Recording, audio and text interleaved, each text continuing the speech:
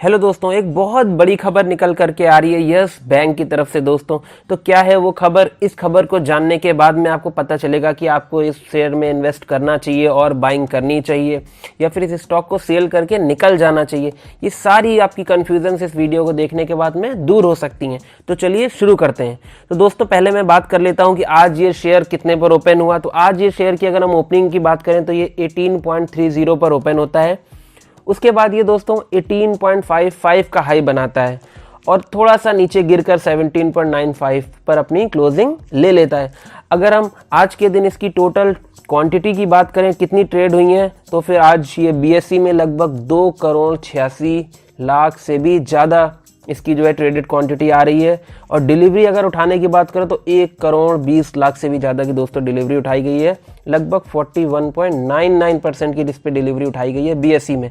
चलिए अब एनएसई की बात कर लेते हैं। तो लगभग 16 करोड़ 86 लाख से ज़्यादा क्वांटिटी जो है आज ट्रेड हुई है और लगभग 7 करोड़ 67 लाख तक की इसकी आज की जो डिलीवरी है वो उठाई गई है दोस्तों। लगभग 45% लगभग आज इसकी ट्रेडेड क्वांटिटी है एनएसई में। तो चलिए अब उस न्यूज़ की तरफ बढ़ते हैं जो कि आज यस बैंक की तरफ से निकल के आई हैं। पहली न्यूज़ तो दोस्तों ये है कि 22 जनवरी को ये अपने रिजल्ट्स पेश करने वाले हैं। 22 जनवरी 2021 को ये अपने रिजल्ट्स पेश करने वाले हैं दोस्तों। जैसा कि आपको पता है कि 31 दिसंबर 2020 को इनकी ट्रेडिंग जो है वो क्लोज कर दी गई थी एम्प्लॉयज़ के लिए। बैंक से जुड़े जितने लोग हैं उनके लिए इनकी ट्रेडिंग विंडो जो है वो क्लोज कर दी गई थी दोस्तों।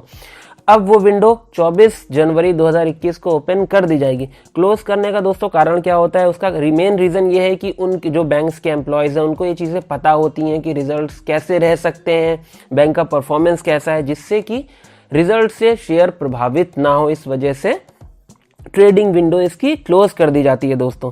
तो पहली तो खबर यही थी कि इसके 22 जनवरी को जो है हमारे रिजल्ट आ रहे हैं 22 जनवरी 2021 को। और नो डाउट दोस्तों, जहां तक कि मुझे लगता है अनुमान है, इसके रिजल्ट्स बहुत अच्छे आने की उम्मीद है दोस्तों।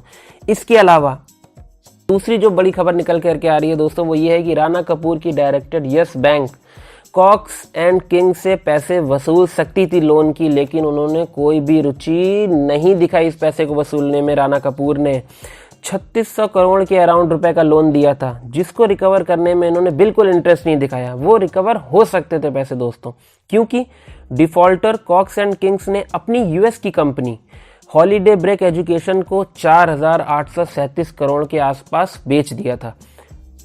तब उनके पास मौका था कि वे इस पैसे को रिकवर करते। ये बात यस बैंक के 2 सीनियर अधिकारियों ने बताई है, स्टेटमेंट दिया है ईडी को कि कितना भी मौका था कि वो ये पैसे वसूलते, लेकिन उस टाइम पे उन्होंने इंटरेस्ट नहीं लिया किसी भी तरह से पैसे को वसूलने में। राणा कपूर अगर कोशिश करते तो वो पैसे मिल जाते। ये स्टेटमेंट ईडी के पास में 2 अधिकारियों ने दर्ज कराया है। इन सब कारणों से यस बैंक काफ़ी ज़्यादा डूब गई। उसके बाद इसकी सारी रिस्पॉन्सिबिलिटी आरबीआई ने ली और आरबीआई ने इसका सारा जिम्मा एसबीआई के हवाले कर दिया। अब यस बैंक धीरे धीरे अपना परफॉर्मेंस काफ़ी ज़्यादा सुधार कर रहा है उसमें और लगातार उसमें सुधार नज़र आ भी रहा है दोस्तों। अब हम बात कर लेते हैं इसके 22 जनवरी तक की क्या लेवल्स ऐसे हैं जो आ सकते हैं या नीचे में कितना जा सकता है, जहाँ तक अनुमान लगाया जा सकता है। मनी कंट्रोल के पाइवट लेवल्स में समझते हैं। अगर ये थोड़ा सा और गिरता है तो ये 17.55 के भाव में आ सकता है। 17.55 के अलावा ये 17 रुपये 30 पैसे के भाव में भी दोस्तों आ सकता है। अगर हम इसके बढ़ने की बात करें तो दोस्तों ये 18.3 का लेवल अगर क्रॉस करता है तो 18.55 तक जा सकता है और फिर ये 18 रुपये 80 पैसे 19 रुपये तक का लेवल भी दिखा सकता है रिजल्ट आने के पहले तक। और इसके रिजल्ट पूरी तरह से दमदार आने की उम्मीद है। मैंने ऑलरेडी अपना यस बैंक में इन्वेस्टमेंट कर रखा है दोस्तों, आप भी इसमें इन्वेस्ट करने का विचार बना सकते हैं। अगर आप कम्युनिटी सेंटीमेंट्स की बात करेंगे तो लोगों का रुझान लगभग 93% बाइंग की तरफ ही बन रहा है दोस्तों। 7% ही सिर्फ सेल का रुझान रखते हैं। तो कहीं ना कहीं इसमें बाइंग होती दिख भी रही है और इसमें बाइंग कहीं ना कहीं सफल भी आगे चल के साबित हो सकती है। आप अपना इसमें बाइंग करने के लिए डिसीजन ले सकते हैं आप, लेकिन इसके लिए अपने फंड मैनेजर से या चार्ट्स वगैरह का खुद भी अध्ययन करके फिर लीजिएगा। हमारा उद्देश्य आप तक सही जानकारी को सही समय में पहुंचाना है। तो अगर आपको ये वीडियो अच्छा लगा या आपको शेयर से रिलेटेड सारी न्यूज़ समय पर चाहिए तो हमारे चैनल को सब्सक्राइब करिए, लाइक करिए एंड शेयर ज़रूर करिए। Thank you so much for watching this video.